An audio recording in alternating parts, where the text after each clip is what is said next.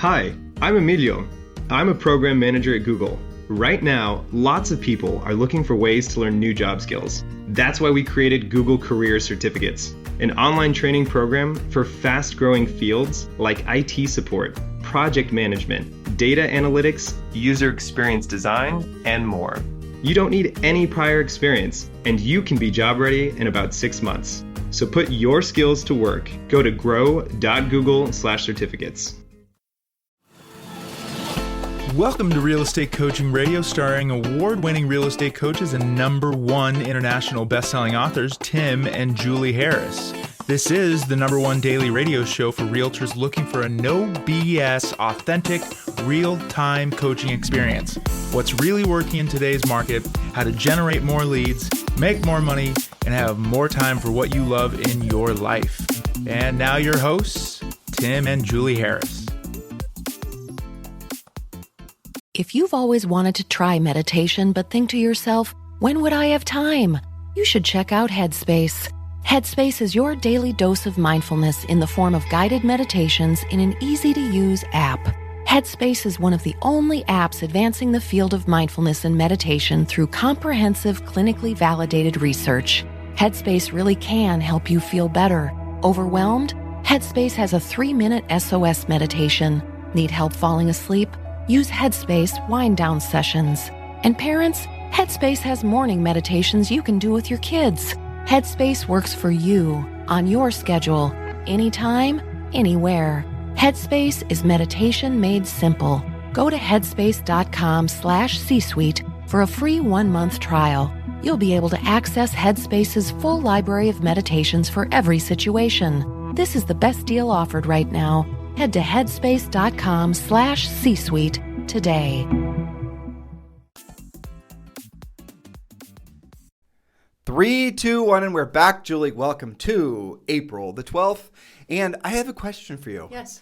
Do you truly, lay it on you, right? Do you truly have what it takes to succeed? That's the title of today's podcast. It's a continuation of the one we did on Friday. And we are getting some good feedback from these points. I had some people asking questions about the questions, which tells me that people are actually... They're paying attention. They're paying attention, right? They're thinking about what we're... They're taking the questions that we've given to them, they're internalizing the questions, and then they're asking questions based on their introspection, which I really appreciate. It tells me that we're doing a good job for these folks. Yes, and we did points number 1 through 5 on Friday, so if you missed those, you can get caught up because we're going to start on number 6. That's right, and I want to remind all of you guys, if you want a free coaching call, because a lot of you are going to be going down that path emotionally, like saying, all right, now I get it. I do have what it takes to succeed, but I just needed a little bit of clarification and course correction. A lot of you are going to be seriously thinking about, or you should maybe be thinking about, right, hiring a coach. And we've made it easy for you. Just text the word education to 47372. Text the word education to 47372. So in other words, just enter 47372 where you usually put in the phone number, and where you put the message, simply, enter the word education. And when you do, you're going to be entitled to a free coaching call as well as the Real Estate Treasure Map, which is our fill-in-the-blank business plan.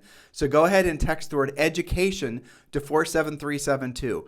We offer 50 free coaching call spots per week, and our new member coaches, generally speaking, will have their schedules full by probably tomorrow or early on Wednesday. So you want to make sure you do this urgently. Text the word education to 47372, and we'll call you back, and then you'll get a free coaching call with one of our new member coaches. All right. So Julie, we are on point number 6. Where were we really on point number 6? We are indeed. Okay, go ahead. All right, and keep in mind, we're not just talking about real estate professionals. We're talking about peak performers with regards to success. So point number 6, peak performers know that you have to choose to be rich or famous. Peak performers choose rich over fame. Make the results you get for others your goal, not making yourself famous. Don't let your ego's desire for recognition keep you from being a peak performer. A peak performer's true goal in life is to be free, and you can only be free once you're free from money worries. Ask yourself, are you doing what you're doing so that you will get recognition from others? and placate your ego, or are you doing what you're doing to help others? That's surprisingly well written. Who wrote that? I don't know. Oh, I did. I know. But that last bit's really it's great. important. But the last little thing I wrote was really good. Ask yourself, are you doing what you're doing, i.e. social networking, branding, marketing, blah, blah, blah, Sure. so that you will get recognition from others and placate your ego? In other words, feed your ego. Or are you doing it to help others? Because ultimately, if your motivation is just to basically make yourself shine in a certain light, look a certain way, that's totally and completely not the same energy as it's going to be required for you to have the mindset of service, let alone have people want to do business with you, let alone run a profitable business. So you better keep that in mind. If you're finding yourself being persuaded to build your brand and all these marketing quote unquote geniuses telling you need to be spending all your time building your brand versus focusing on being of service to other people and developing the skill set to be of service to other people, you are on the wrong track, which is going to result in a financial brick wall 100% of the time. So please be very careful. And you have to admit, intuitively, doesn't it just make sense that what we just read to you is, it's true. I don't even have to sell it to you, do I? You know what we just said is true. And it always comes back to this one question. If you have to choose being rich or being famous, always choose rich. And make the results that you get for other people the thing that helps you to become, if you like to use that word, famous. Use the results that you get for other people. And the real word is actually to have a really stellar reputation. That's really, truly what you want. That's it. All right, point number 7. Number 7, peak performers are myopic. They have tunnel vision, focused on becoming the best at one thing. Life is barely long enough to be good at one thing. Choose wisely. Yep. So, I looked up that myopic word is actually literally an optic word that means nearsighted. And in this sense, actually means tunnel vision. Myopia, yeah. Basically, which means that you're super ultra focused on being the best at what matters. And in fact, in the Harris Rules book, there's a whole chapter on being the best at what actually matters in real estate, not all this other stuff. And I think this relates to the previous point too. It does make sense what you said in that point. I think intuitively they know that. What they get distracted by is that need of recognition, right? They get distracted. And so many people that are trying to sell them stuff know that agents want recognition. They play right into that. They know the market's tough. They know that you're getting kicked in the teeth half the time. And so they make you feel good about things for 30 seconds and you'll pretty much buy anything. I don't think they know the market is tough. I don't think they care. They're not in the real estate business. They're in the selling stuff to realtors business. Yeah, but they know that they fall prey to recognition types of things. Right. And that's kind of a fascinating thing. If you actually just sort of be introspective, it's one of the psychological tricks, for example, if you're wanting to stop eating junk food, for example, because a lot of the eating habits become habitual. You just don't think before you eat. And then if you start asking yourself before you put anything in your mouth, am I eating this to feel a certain way, or am I eating this because I actually am hungry? And what you'll find is probably 90% of the time you're eating something to feel a certain way, not because you're actually hungry. So it's become a psychological sort of loop that's made you fat. And the same could be true with spending money on anything, by the way. I was going to say shopping's like that too. Totally. I mean, if you actually if you were to stop yourself, if you're wondering, if you find yourself being a habitual shopper for all kinds of junk, just notice the fact that 9 times out of 10 you're buying something because you're trying to have that thing make you feel a certain way. In other words, you've been manipulated into believing that buying said product is going to make you feel emotionally in a better place. And that's a constant and never-ending loop basically it's temporary. You never get out of it. Right, exactly. And so marketers know that. And that's essentially what all of marketing is all about. But when it comes to actually building your business, you need to break free of that. So when you find yourself tempted to buy something for your business, a branding product or some other Mickey Mouse like that, ask why you're doing it. Because you're not doing it for the sake of helping people and making money. You're doing it to make yourself look good in the eyes of strangers. In other words, you're doing it for recognition. People will not choose to do business with you because of your superior brand. People are going to choose to do business with you because you have a superior reputation that comes from actually having helped other people. Meaning you have to earn it. So don't conflate branding with reputation. And that's another thing that a lot of people are doing. They think if they build this big, glorious, especially online absolute happy hound dog horseshit marketing gimmicks that are out there right now, and you build this big complicated online presence, what the marketing gurus that are trying to sell you this, snake oil are doing it under the premise that you don't have experience enough in real estate. You're going to be susceptible to the message that there's a shortcut. And furthermore, they're going to sell you into believing that if you do this marketing stuff and branding stuff, it'll make up for the fact that you haven't actually been in the business long enough to earn the right to have a good reputation selling real estate. Does that make sense, Julie? It is, and it actually can hurt you, because assuming you even got that lead to go on, and then you show up and you don't have the reputation that you put out there online, you're not going to win that appointment anyway. And here's the other thing. People know the difference. Absolutely, they instantaneously. Do. It's easy to sense right. that. So you guys got to start being you got to start Dr. Philling yourselves before you start giving away your credit card number to buy any Mickey Mouse. And like I said, our primary competitors in the coaching industry, that's all they sell. They just sell snake oil. They're exactly what Julie and I just said for the reasons that we just said it. Be honest with yourself. You find it appealing because your ego wants to have a sense of recognition. What you're really doing is you're selling your opportunity to ever have financial freedom, which any peak performer knows is their ultimate goal. That's and it. For the points that we're about to start sharing with you. Yes. Point number 8, peak performers know that they must create personal financial freedom. They know that they must have all their personal financial needs completely covered by passive sources of income. They give themselves permission to actually be financially free. They are dissatisfied with not being financially free. They know that once they're rich, where their money's working for them and they're no longer working for their money, then and only then will they be free to truly create and be of service. They get that. They're constantly working on that. And they're not weird about it. I thought it was interesting, giving yourself permission to be financially free. I think we could do a podcast on any one of these points. Did you just give me another compliment?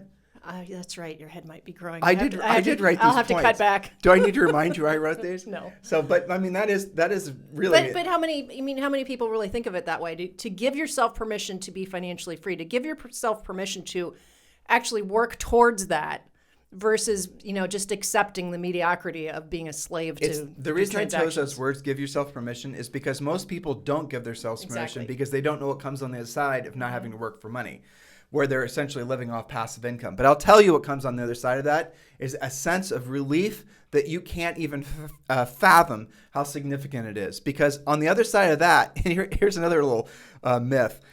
A lot of people say, they even say this themselves, once I don't have to work for money, where money's finally working for me, I'm just going to stop working. That's not true.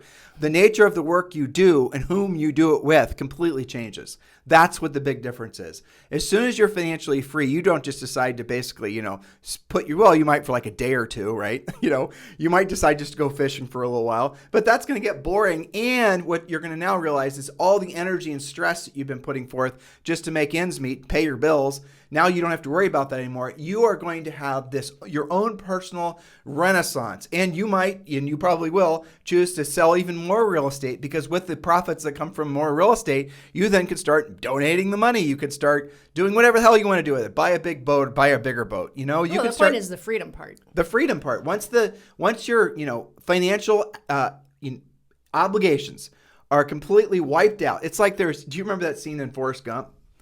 When he's sitting, right, I know, awesome. But I've referred to this before. I thought you were going to read my mind. But when they're sitting on the bus bench, and there's different people are coming and going from the bus bench, and he's showing little snippets from his, he's pulling out his briefcase as he's on the bus to go see Jeannie, right? And so then he pulls out this, I think it was a Time magazine, and it shows a picture of Apple, as in the original Apple logo. Right. Yeah. And he goes, Sergeant Dan invested all my money from Bubba Shrimp Company in this fruit company, and now I'm a gazillionaire. And the person I remember sitting next to him was like, yeah, whatever, dude, you're crazy. And then the person gets up from the park bench and walks away, and he slowly pulls out the magazine that shows Apple on the cover. And then it's like, got it. Yeah, but still, isn't that funny? Hilarious. It is hilarious. But that's the point, is once you don't, and then he said, and then his line was, now that I'm a gazillionaire, it's just one less thing. Just one less thing, I know. One less thing. In other words, he doesn't have to worry about money anymore. Anyway. Funny. All right, number 9. Peak performers don't try to de-stress. I think this is a great point. They know that stress is absolutely needed. Look at it this way. If your bones don't have stress, they weaken and they break. Think about what happens to astronauts. You know, when they come back from these flights where they have been weightless for a long time, they don't just let them, you know, get out of the ship and go about their business. They have a whole health protocol they have to go through because they literally cannot walk in the same way. If you don't continue to catch colds, this is one I hate because I hate it when Zoe gets sick, but it is a fact. If you don't keep catching colds, your immune system weakens.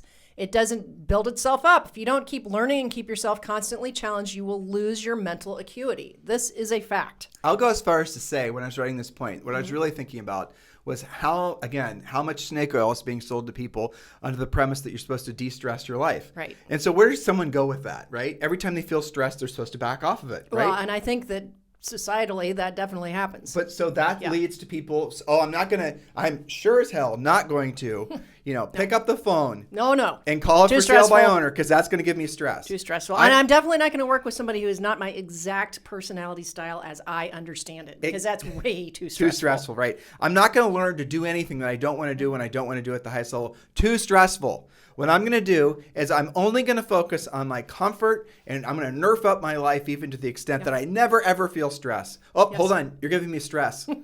Thinking about this point. But But it's ridiculous, guys. Because it's never ending. It's insanity. You can't. And in fact, if you were even able to achieve that probably looks like dead because nothing's happening to you. I've said this before. I always have this, because this is kind of related to the complacency thought. You can't just leave, like what happened, everything changes all the time. I think about, you leave a potato in the pantry, it starts to grow. So I don't know. You have to nurture you're that. talking about complacency, which is similar to that point, but I'll tell you where, if you really think about this, it was like when we were in 7th or 8th grade and, you go to, well, at least we did in Columbus, Ohio, right? They throw you in a bus and you drive down to Washington, D.C. and you kind of do this, kids tour of the White House and whatnot. And I'll never forget walking the tour guide and all, what are they called? Docent? What's the tour guide? Docent, yeah. And all the kids were following the docent and I fall behind, no big deal, or no big surprise. And I was looking at all the pictures of the presidents. Mm-hmm. And the thing that caught my eye was how little they lived for such a short period of time after they're no longer president. Now, somebody who was not thinking clearly would say it's because they used their best years being president and they were bored, and they somehow made themselves sick and burning the candle at both ends. Not likely. The real reason that they stopped basically living was because they stopped allowing themselves to be challenged and be stressed. That's right. In other words, that's where most of you, all of you, are going to find the best version of you on the other side of accepting the fact that everything worth doing is going to require doing what you don't want to do and you don't want to do at the highest level. All of that phraseology gears around your acceptance of that being stressed is good because you build higher tolerances for stress. So the idea that you're supposed to avoid stress and anyone that tells you that should be an immediate red flag that this person is trying to sell me snake oil. Point number 10. Point number 10. Peak performers spend zero time looking in the direction they don't want to go. On the track of your car... On the track if your car... Oh, if your car is sliding. Look the direction you want to go, not the direction the car is sliding. In life, watching the news is the direction you don't want to go. Peak performers are constantly pruning. Go media free. Avoid people who aren't also headed in the same direction as you. Look for people and things that magnetize your dreams, not things that suck the life out of them. So here's the thing. I've got a little bit of amateurish racing background. And when I was getting my Skip Barber SCCA thing, one of the first things they taught you, and we're driving these little open-wheeled race car things, and one of the first things that they said is when the car starts to slide, and these things did slide, don't look in the direction the car is sliding. Look back in the direction that you want to drive. Because if you look in the direction that the car is sliding, that you don't want to go, your mind will somehow make it so your hands start pointing at said object. Now, have you ever noticed that you can be driving along a country road and all of a sudden you'll drive past a tree that a car hit, no other trees around, the car hit that tree? Assuming it wasn't somebody doing it intentionally, they lost control of their car. They looked at the tree, they said to themselves, I don't want to hit that tree. But as they were looking at it, as they were saying it, their hands actually directed them towards the tree. Subconsciously even. So you've got to be careful that you're not looking in the direction that you don't want to go. And the don't want to go directions are constantly being reinforced with all forms of media. Media right now, news especially, is just propaganda. You've got to give yourself a break and completely unplug for anything and everything that's not essentially pulling you with a greater force to the person that you want to be. Otherwise, you're going to lose not just minutes, but you're going to lose years basically always pointing towards that thing you don't want to hit. And again, if you're in a situation now in your life where you don't like where you are physically, mentally, emotionally, psychologically, spiritually, if you're in a place in your life where you would hope you'd never, you were hoping you'd be further along at this point in your life, it's because you've been looking in the direction that other people have been directing you to go, because you've been essentially allowing yourself to be manipulated by the media. That's definitely true. I'm not being a conspiracy theorist. It's just a fact. If you don't believe what I'm saying is true, you go and unplug from the media for a week. Do it for a week. Completely and totally expunge your life from all forms of media, and you're going to notice you start going through withdrawal. The media, headlines, subject lines, drama is all designed to get you to have a little dopamine hit, and you don't even know what's happening. What is it called during the pandemic? Doom scrolling? Doom scrolling, yeah. Yeah, where people would just sit in front of their phones and just scroll, looking for bad news, looking for crap, right? And people do that on Facebook too. So give yourself an opportunity to have a complete cleanse of that crap, and you're going to quickly find that you will feel more free. You're going to feel less depressed. This cloud, this emotional cloud that you don't even maybe you don't even sense that it's around your head, is going to dissipate. This is how you can psychologically start setting yourself up to go in the right direction. Next point, Julie. Point number 11, peak performers waste no time with whatever the current easy button is, the flavor of the month, whatever trends are going on. They monitor and know about the trends, but they don't get sucked in. They waste no time looking for more ideas, easy buttons, or shortcuts. They know the power is doing the hard stuff others can't or won't do. Doing what you don't want to do when you don't want to do it at the highest level.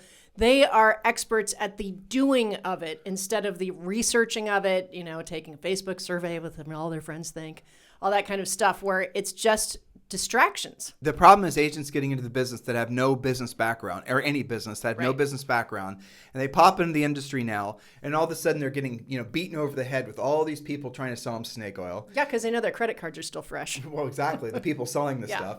And these guys and these new agents, or even these agents getting back in the business, been in the business for a long time, but now you're sort of re-engaging. Returning. You're kind of a new agent, if we're being honest, right? Mm-hmm. So you don't know what you don't know, and they know you don't know it. In other words, they're trying to sell you stuff that's just designed to make you feel a certain way. Remember, we talked about that a second ago, not to deliver you an actual tangible result. That's the reason that they don't actually promise you tangible results. That's the reason that it's kind of sort of opaque what happens when you work on your brand. So, Bob, when I buy your branding Mickey Mouse, I was about to say a bad word, but I didn't. No, I'm going to stop myself from doing it. When you buy your branding, when I buy your branding Mickey Mouse, then you explain to me exactly how much money I'm going to make in the next 90 days from doing that. Okay, Bob, if I start buying buyer leads from you in the next 90 days, and if I start doing all this other Mickey Mouse marketing crap, I want you to tell me exactly how much money I'm going to make in the next 90 days. And you know what they always tell you? Results vary. It depends on you. It depends on how good you are calling people back. Depends on how many impressions you get. What they're not going to do is they're not going to take definitive. not definitive, and also nothing you can hold them accountable to. Because they know what they're selling is snake oil, and they also know statistically, to Julie's point, most agents, when they are essentially starting their year over or new in the business, they have a sort of unwritten psychological budget what they're going to spend on their business. And we see you guys all the time asking this question. I just had a closing. What should I be spending? Where should I be spending this money on my business? You're not supposed to be spending it on your business. Obviously, supposed to be keeping it. Coaching and training and building your savings account and buying investments. Don't just be looking for more gimmicks where you're going to spend your money.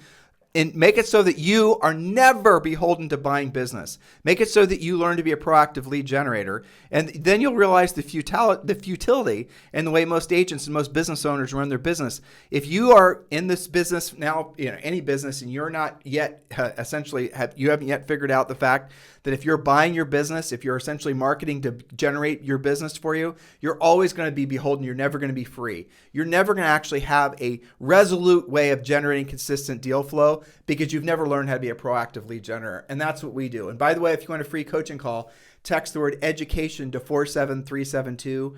Text the word education to 47372. Julie, we have time for one more point. One more point. Number 12, peak performers know that everything they want in life is indeed on the other side of doing what they don't want to do when they don't want to do it at the highest level. But here's the rub. Often for 5 or 10 times longer than they think or they want or were told that it would take. However, they don't care. They're on a mission and they will not be dissuaded. I would add the word focus to that. Follow one course until successful, not until you're bored, not until you're done trying it out. It's follow one course until successful. And I think that this was That point was on a podcast when you and I were talking about like 30 things we wish we would have known before we were 30 or something like that. Yeah, for sure. That it is going to take longer than everybody wants because everybody's conditioned to get instant gratification. So and it's harder the older you get. I would agree with to that. To unring the bell of making bad decisions when you're younger. You can do it, Yeah. but if you've got to lose a bunch of weight at 50, that's going to be a hell of a lot harder than losing a bunch of weight at 30. Right? Because when you're younger, you have time to maybe make some mistakes, and you have time to literally have time to clean up those mistakes and put them behind you, and then remake whatever maybe lost opportunity that you created for yourself. You can actually get past scratches and bruises a lot easier when you're younger than when you're older. But the bottom line is you still can do it. But if you're starting to build your path to financial freedom and you're older, you can absolutely do it, but just don't waste time. That's the main thing. You don't have the time to waste the older you get, so don't experiment. And if you're really smart and you're young, don't waste time.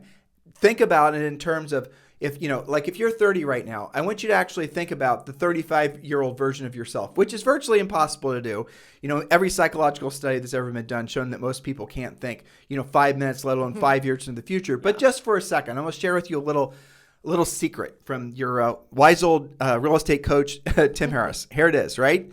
There's the future you and there's the present you. You got to be doing things that the future you is going to be singing the praises of the present you for having done. And all of those things that the future you is going to be very grateful that the present you did are going to be the hard things. They're going to be the things that basically cause you discomfort. They're going to be the things that you don't want to do. They're going to be the things that nobody else does. But once you get good at those things, you have unlimited potential. You are on your way to being free. How would it feel, listeners, if every single day when you woke up, every single day you knew without a doubt, no matter what's going on with the interest rates, politics, no matter what, that you could set a pre-qualified listing appointment? Every single day. Well, that's freedom, isn't it? It is. At least it's the beginning of your freedom. Because then you're in control. If you're subject to all the easy buttons and which way the wind blows you, you're not in any kind of control. Like you say, building your castle on somebody else's land. When you can, at will, that's what being a proactive lead generator means. It means I drop you off in, Boise, Idaho. I give you an Idaho license, and I say, take a listing by the end of the weekend. You're like, sure, I know exactly how to do that. I can do it. Exactly. Instead of what can I buy? Right. That's crazy. I need to work on my brand. Hey, exhausting. Julie, what do you think? What do you think of my logos? So listen, listeners, if you're interested, and all of you should be, in joining EXP, your next decision is going to be who are you going to have be your sponsor at EXP. So yes, absolutely, Julie and I would love to be your sponsor at EXP, and we've made it really simple for you. Just text me directly to my cell phone at 512-758-0206, 512-758-0206, and Julie and I will help you along your path, and you can be part of our EXP group, which, by the way, our EXP group is called Libertas, which is Latin for, guess what word? Freedom. There you go. You guys have a fantastic day. We'll talk to you on the show tomorrow. This program has been a presentation by Tim and Julie Harris, Real Estate Coaching. For more information on our real estate coaching and training programs, visit our website at timandjulieharris.com. Remember to tune in weekdays at noon for upcoming shows, and until next time, thank you for listening to Real Estate Coaching Radio with Tim and Julie Harris. This podcast is a part of the C-Suite Radio Network. For more top business podcasts, visit c-suiteradio.com.